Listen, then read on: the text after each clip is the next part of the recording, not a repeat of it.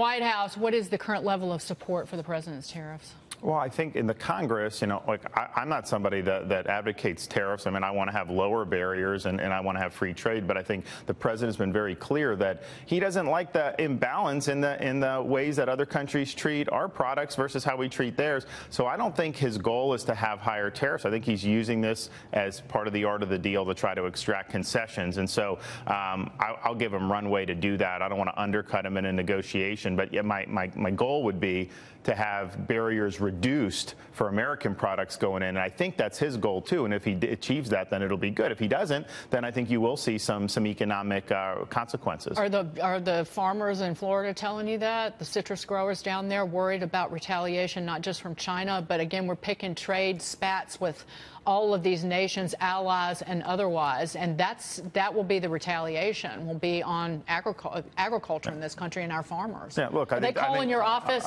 mad at you? Well, I think there's concern, but I think it's also the case that there's other segments of the economy that get frustrated with how China treats things that we're producing, in Florida and across the country, and so you have different sides. But look, at the end of the day, the goal needs to be fewer barriers for American products in these countries, and if we can achieve that, and this is how the president's going to do it, then I think we'll be better off. Do you think that there will be a resolution before the midterms? I hope so.